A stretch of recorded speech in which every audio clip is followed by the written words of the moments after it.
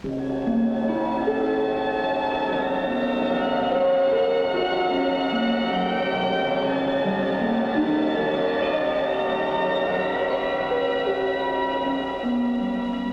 would it be like to be on the moon?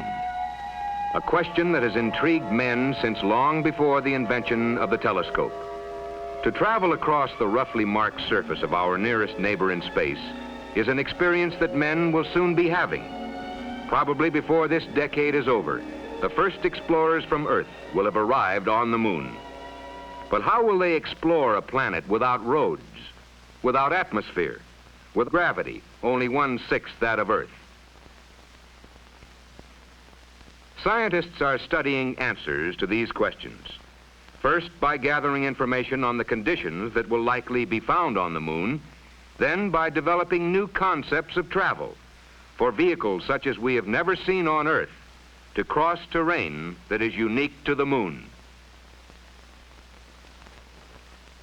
The research starts in a laboratory. Here, the vacuum conditions found on the moon are studied for the effect they will have on lunar soil. The large bell jar has been pumped down to a very high vacuum.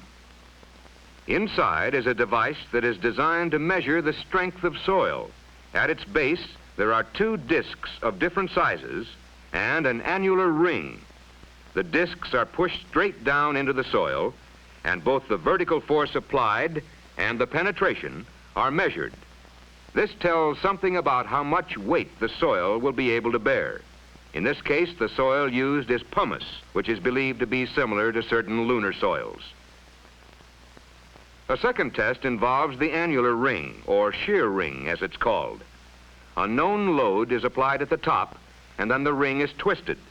The horizontal force being developed and the angle of rotation are both measured. This tells us something about the amount of traction a vehicle can develop. Here, the same test is shown being applied to a gravel soil under similar conditions.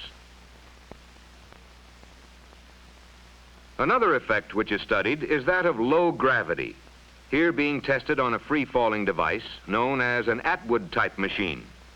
It reveals what happens to a soil in gravity only 1/6 that of Earth, where 100 pounds weighs only 16. Here, a soil test disc is shown being attached to a release.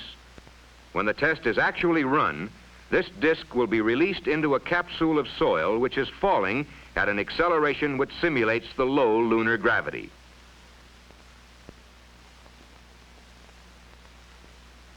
The entire device is raised high into the air, then dropped.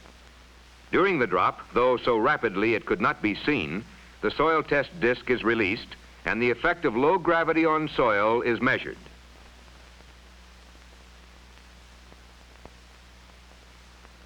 Based on such tests of soil properties, several vehicle models designed for moon travel were developed. Here is a vehicle based on the Archimedean screw principle, propelled by the turning of 4 large screws.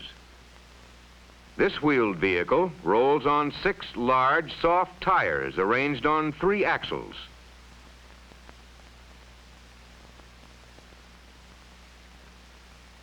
And this track-type vehicle is composed of 2 units with wraparound tracks.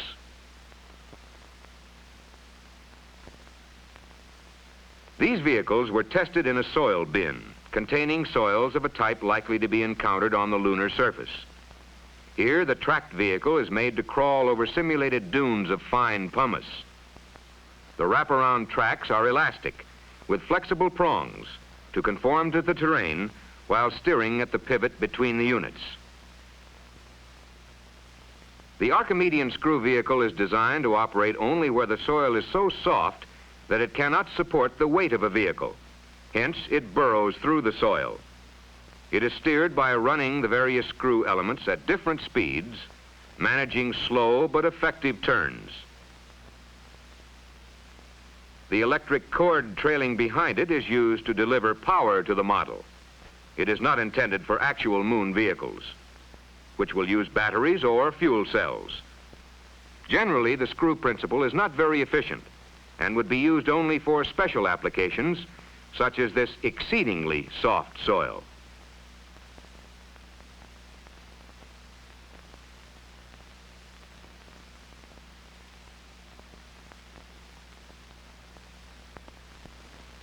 The wheeled vehicle is mechanically the most efficient and reliable of the three designs.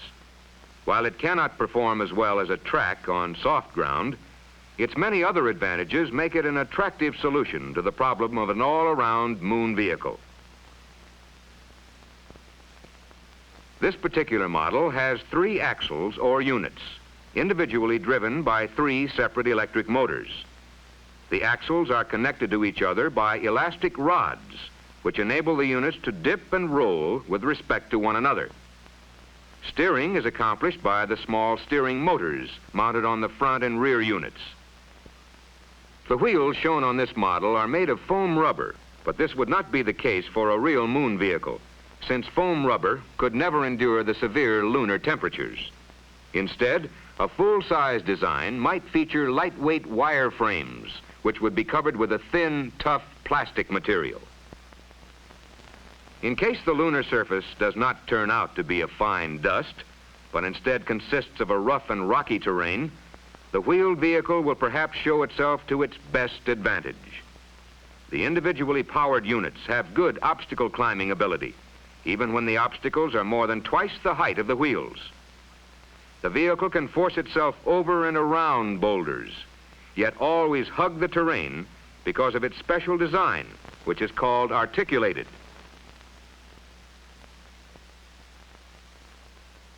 If obstacles such as chasms occur, such as the space between boulders, the vehicle will bridge the obstacle with its long body.